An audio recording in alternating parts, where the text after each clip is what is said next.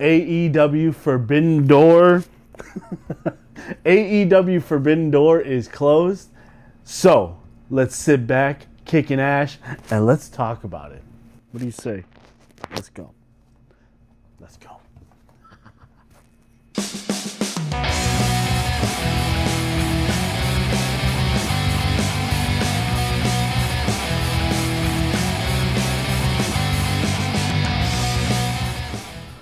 All right, ladies and gentlemen, welcome back to the CrossYouOut podcast. And of course, I am your host, Eric Cross. And as you can see right here, this is your other host, Barry Allen. Say hello, Barry. So Forbidden Door is done.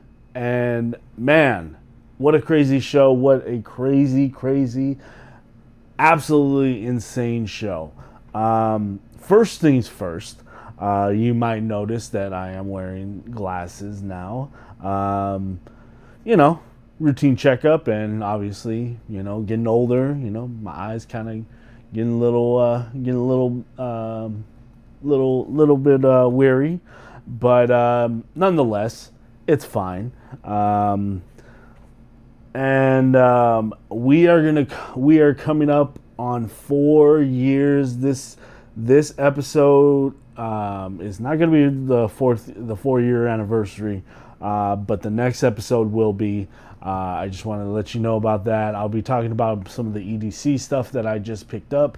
Also, just kind of a rundown of what is going on in my life in the podcast, the CrossYouOut podcast.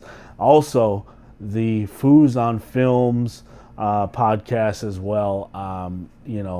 Just a lot of stuff that's going on, and I will go in depth and talk about it on the next episode of the CrossYouOut podcast, because it's 4 years, baby, and that's gonna be crazy.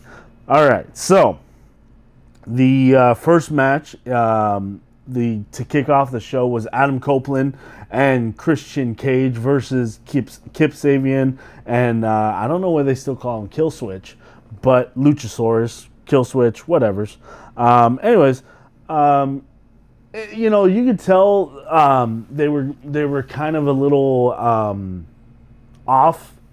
It wasn't really like it was a masterclass of professional wrestling. But you could tell that Christian and Edge kind of getting back in the swing of things. Trying to work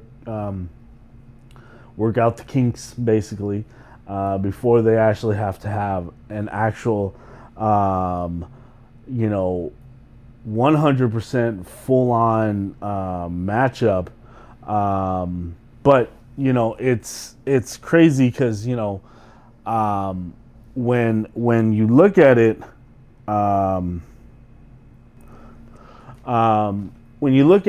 you can see the fact that they're still kind of a little iffy about everything. Christian obviously still, he's still active. He's still at a good level of being able to wrestle. Cope, obviously, or Edge, whatever you want to call him, obviously is coming back from an injury, but still trying to get back in the swing of things. Let's see. It was a good matchup, just one-on-one. Actually, let me do something real quick.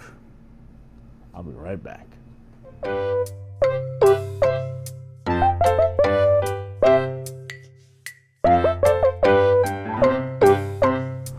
All right, we're back. Sorry about that. So Adam Copeland, Christian Cage, pick up the victory on this one. Again, I can tell also Luchasaurus, Kill Switch, whatever you want to call him, he's still getting back into the swing of things. He's coming back from injury, but then again, it's it just is what it is at this point. So we go into the next matchup. It is the TNT Championship matchup. Hiromu Takahashi versus Kyle Fletcher for the TNT Championship. This was a good match. Man, I forget what spot it was, but I could tell real quick before I go any further, that super kick to fucking Cope's face from Luchasaurus was absolutely incredible. Like, Jesus Christ. That boot to the face, dude, fuck. You're fucking crazy. But nonetheless, there was a spot where I believe Kyle Fletcher got like spiked, and it just looked sick. I don't know if it was an outside spot or what, but it looked like it rang his bell for a minute. Kyle Fletcher picks up the victory on this one. He's still your TNT champion. We go into the next match, the TBS Championship match. Mercedes Moné versus Alex Winters and Persephone and Persephone and Prozilla. Stardom, and then I believe CMLL's own. Man, it was a crazy match. They actually, Prozilla was being the big strong killer in this, and it was good. It was a good matchup.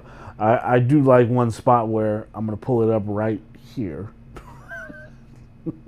I don't know whose eyelash that was, but somebody's eyelash came out and got stuck to somebody's hair, Brozilla's hair, which is hilarious. But good match, absolutely 100% good match. Mercedes Moné picks up the victory. It was, again, good title defense. Was there really going to be... I mean, Alex Winters kind of should have been, took in that spot of getting the victory on this. But, again, it's like, who's going to beat Mercedes Moné? So we go on to the IWGP World Heavyweight Title match. Zack Sabre Jr., the champion, going one-on-one against Nigel McGuinness. And this, I'm going to tell you like this. If you are a wrestling fan and you are going to start transitioning into becoming a professional wrestler, this is one of the matches I will show you. This is absolutely an amazing,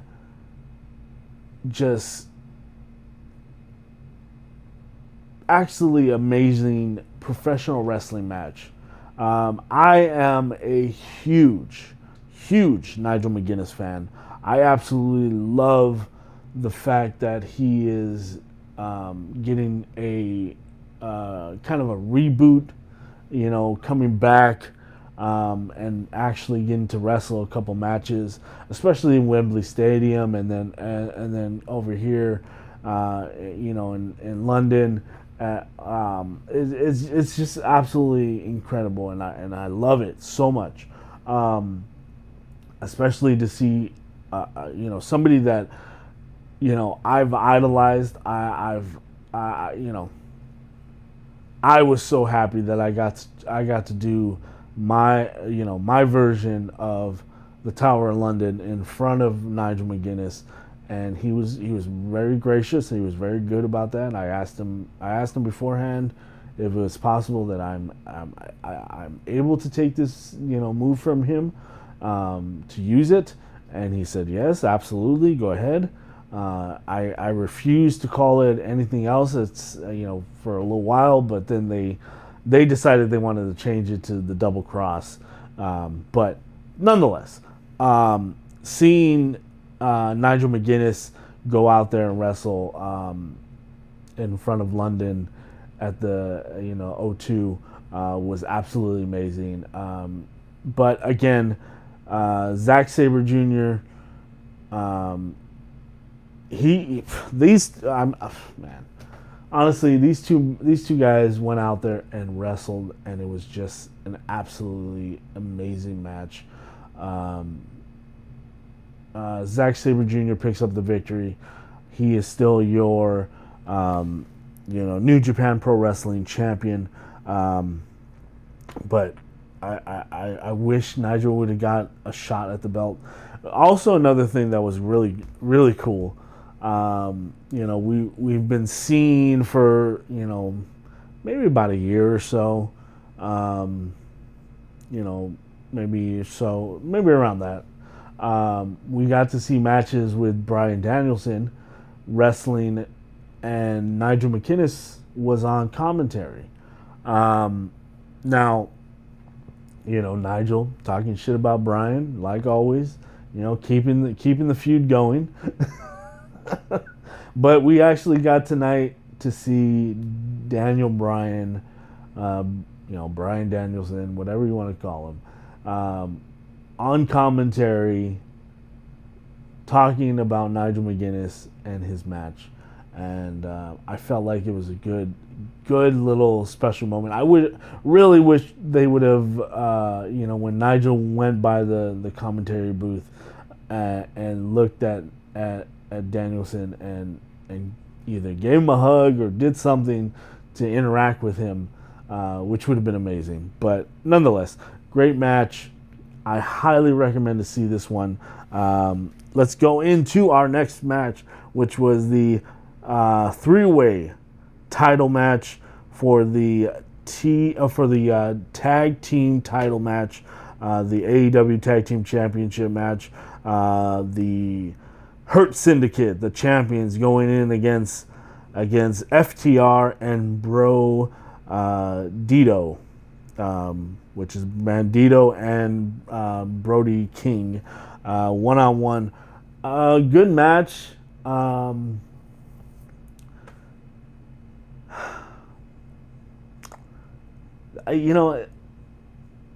can kind of tell that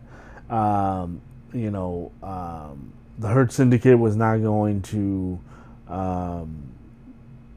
retain the titles. You make it a three-way match, and then boom, they obviously are gonna have somebody else get the pinfall over them. And but here's the thing: when it comes right down to it, this was a decent tag team match. The finish got fucked up, but whatevers. Brody King and Bandito are now your new tag team champions. I don't know what happened at that finish, where either he didn't get enough room for him to do the flip, and when he landed, he kind of it just looked a little messed up. So it was, I don't know what happened there, but it was, again, good match, decent finish, but they're your new tag team champions, which is very strange because it felt like it was leading to an FTR tag team title match against Edge and Christian.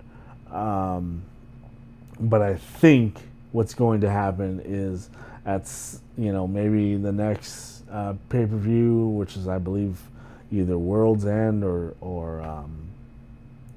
some other pay-per-view. I'm not really sure which one it is. It's going to be. They are going to have FTR versus Brodito and that's when they'll drop the titles to them through interference and stuff like that.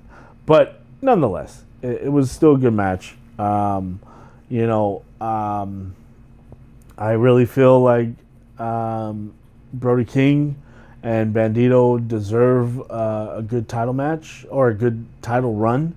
But, you know, we'll see what happens. All right, so let's go. All right, we go to the unified world title match, the AEW Unified Championship match. Okada versus Swerve Strickland.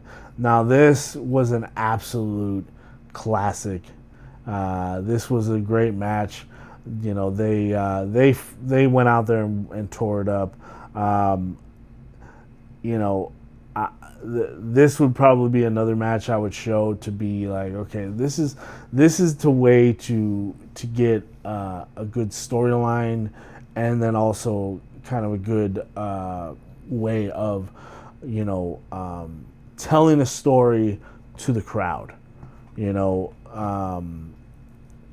Zack Sabre Jr. and Nigel McGuinness was a great technical wrestling match, but if you want to incorporate that storyline or that storytelling to the audience, I think this was also another good other side of the coin, because it was spotty, but it was also a good story. But Okada picks up the victory on this one, and you know, we'll see what happens next. You know, for Swerve, good match. I mean, I feel like they can do another series of matches with them.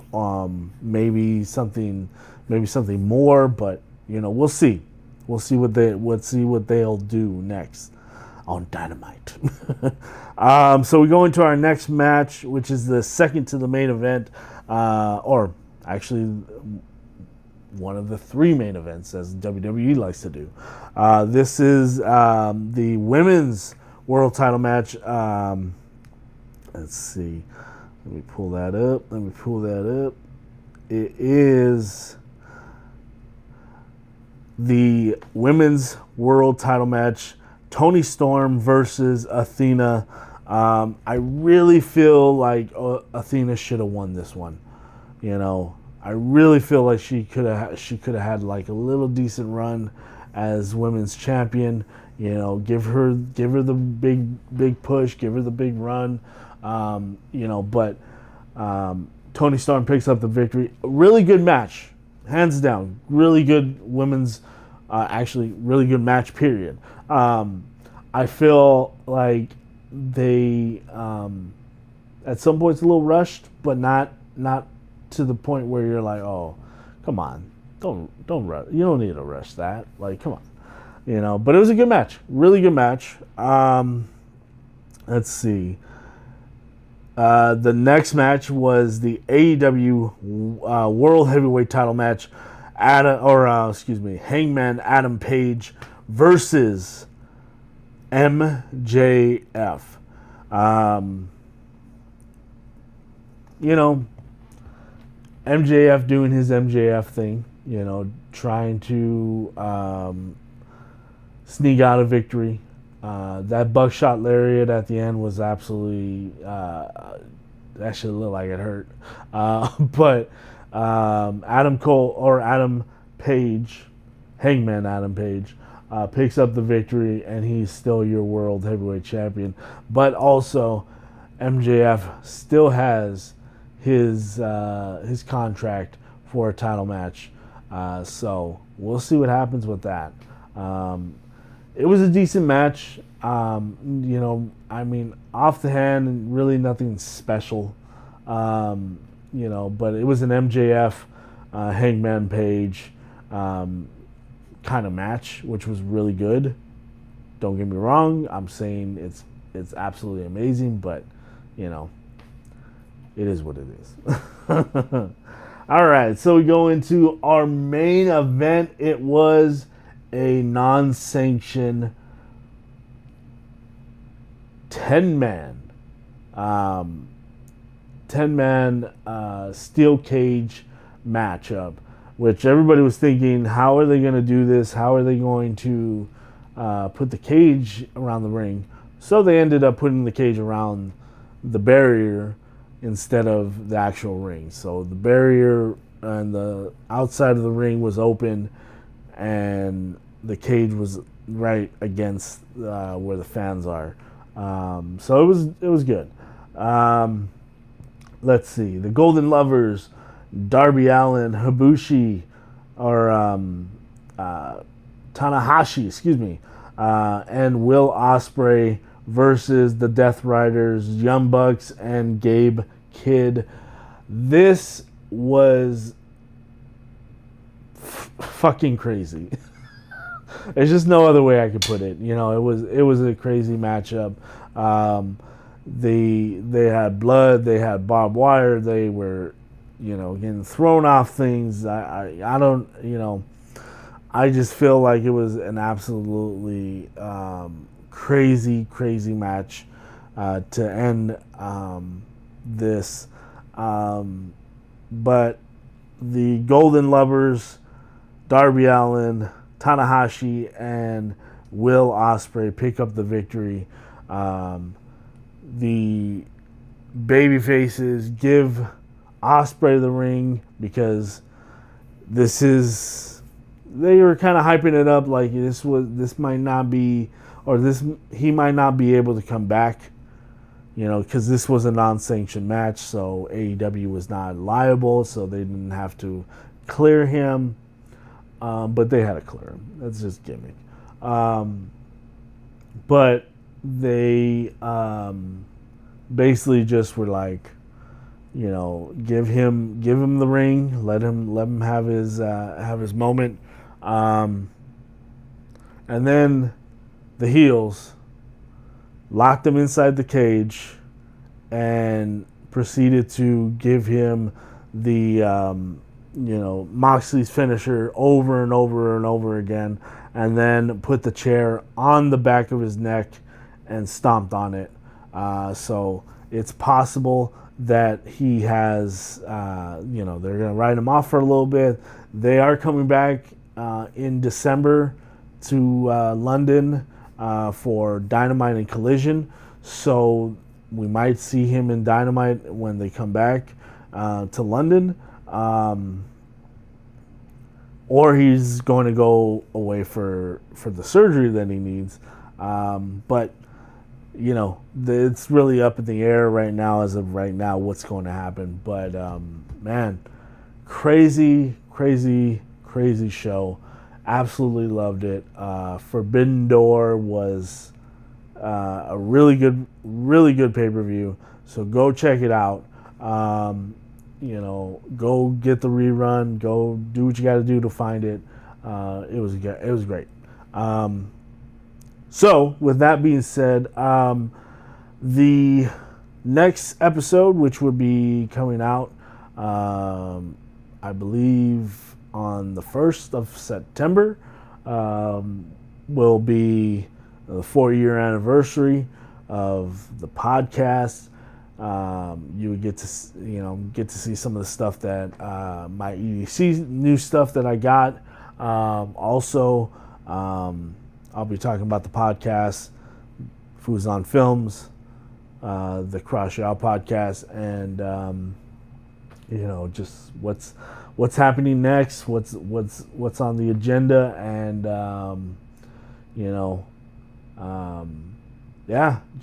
it's gonna be a fun 4 years. It's been crazy, so tune into that. And then another episode of Foods on Film is up right here.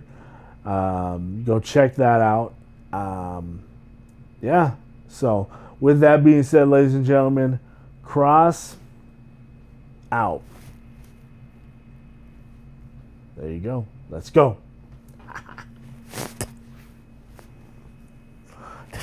That's good boy.